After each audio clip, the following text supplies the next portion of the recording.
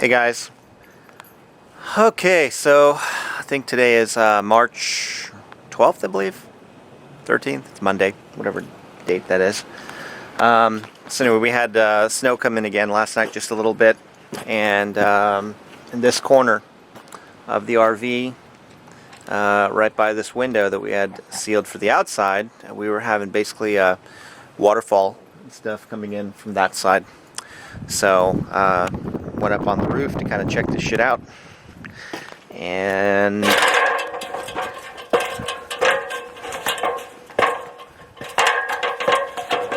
this stuff has these old seals. Well, I've removed most of this here, but this is kind of what it looked like. It's years of sealing over and over and over, and then siliconing on this black hard seal and so on, and the hard seal gets hot and cold and cracks and probably leaks again and so forth. And then this is a vinyl type of just a vinyl coating that the entire RV is kind of put in. But if you look close, you'll see where the edge of the lip of the bump out here comes. The vinyl goes underneath this little trim piece, and it creates a opening. The water can literally go right down the wall of the window. So I've had to basically take all of this off and scrape it off as much as I can. I got some Flex sealant that's coming, so I'm going to get this cleaned off as much as I can, get it dried off, and then spray some Flex Seal down, and I'll let you know how that works. So anyway, that's me up here on the ladder dealing with this stuff today. It's about 39 degrees. Winds kind of are picking up from behind me in the west and coming in from the north side over there. And hey, check out our deal. Had a good place to put my vehicle after I had some of that inclement weather. But anywho, I'm going to keep working on this for a while and let you know how the Flex Seal and stuff works. Okay, see ya. Okay, looks like I've got about half of this area cleared out now. You can see from here down.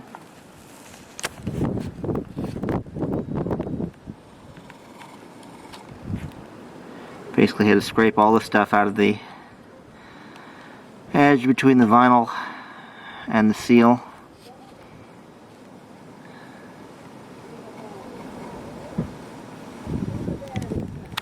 And then basically right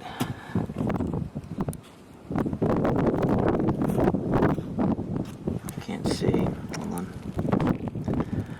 Basically right there,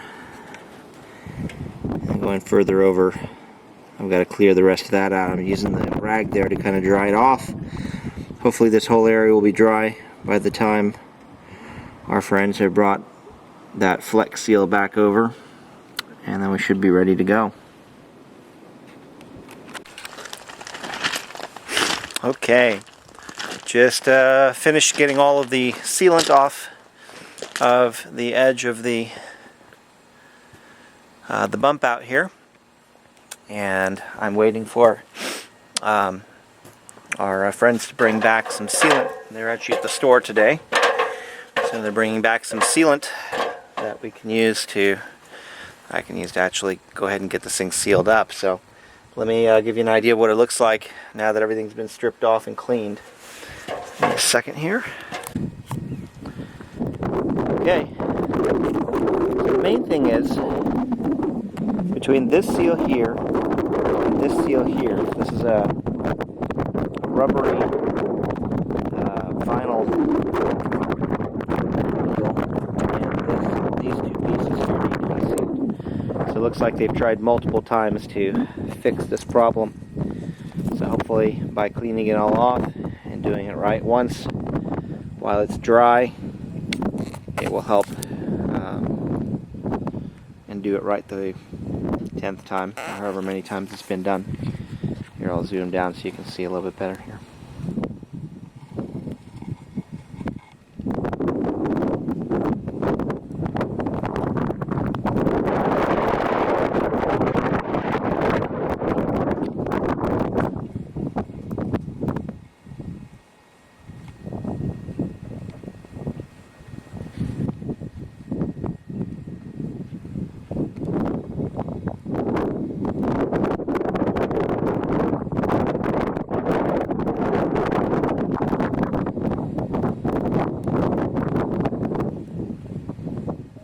That is all the way to the other end.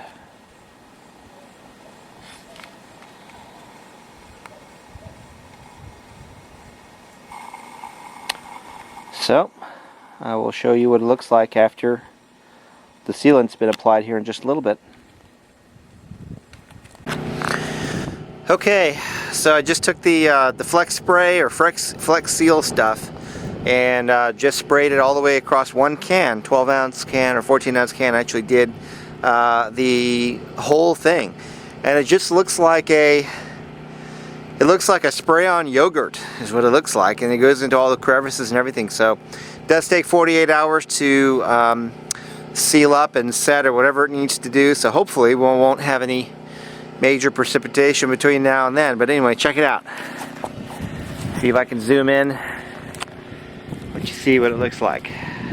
There it is. So I did a little extra on the edges with what was left. Look at that. I think it did a pretty good job of filling in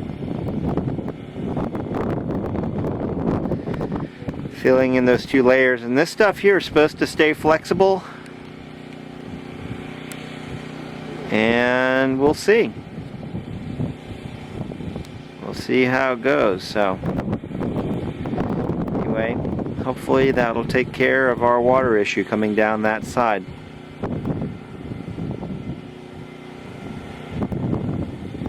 There you go. Okay. Thanks for watching the Off-Grid Homesteading channel and joining me for another episode of shit we have to do around here to keep the water out. Anyway, you guys take care. Also, if you like this video, please thumbs up our channel, tell people about it, subscribe, and if you're not getting notified every time a video is being released, right where it says subscribe, you'll notice there's a little bell just up to the right of the subscribe, and you can go in there, you can change your settings. It says notify. You go down a little bit, sometimes it's off, and it'll say notify me occasionally of new videos from my subscriptions, and those are the ones that'll be there. Now on the right side of the screen you'll also see something that says recommended for you, and that's a lot of stuff about clickbait. I recommend staying away from the recommended for you, the clickbait stuff, because it just lowers the rankings and lowers everything for all the actual creators out there creating. I think this is useful content. Other people think that it's crap. Other people like this clickbait stuff because it's entertaining. But if I find clickbait is entertaining, but it is a waste of time. You can get sucked into it. I prefer to use YouTube as a learning tool. And anything that I can do around here, anything that we have to do as part of our homesteading experience, dealing with leaks, dealing with moisture, all those different things that you're going to have to deal with. If I were watching this channel on your end, I would want to know about all these different types of things before I even started down my homestead journey, because, taking care of, living differently and living without bills, living without debt and things like that, requires you to do other types of things. You have to develop a different skill set, such as figuring out where the heck a leak's coming from, figuring out how to, over here, like how to put in a solar panel system, how to build your framing and stuff to do that. Everything that I've seen here, I've learned on YouTube. With exception of having an instruction manual or whatever of how to wire up a power panel inside where the batteries and stuff are. So I mean, there were no real instructional videos that actually showed me how to do, you know, the pole barn. All I knew is I remember seeing diagonals and things like that at the top of the unit, bracing it, and I could tell after, you know, before the bracing it was very loose and loosey-goosey, and kind of it just, you know, moved a bunch, and then after putting the bracing up, all the movement stopped. We've had some serious winds here the last few days, to the point where it literally just nudged the trailer. And for a structure just with metal panels and stuff on it, you'd think that, you know, if it wasn't built well, it would just disintegrate. But stayed together very well and kept all of our stuff dry. So I'm very impressed with the build of that. But anyway, I'm rambling now. So thanks again for watching. Catch you guys later. Bye-bye. Hey, it's John with Off-Grid Homesteading. Thanks for watching our channel. If you liked the video, please thumbs up and subscribe to our channel. Please tell people about it. We'll see you next time on the next show. Take care. Bye-bye.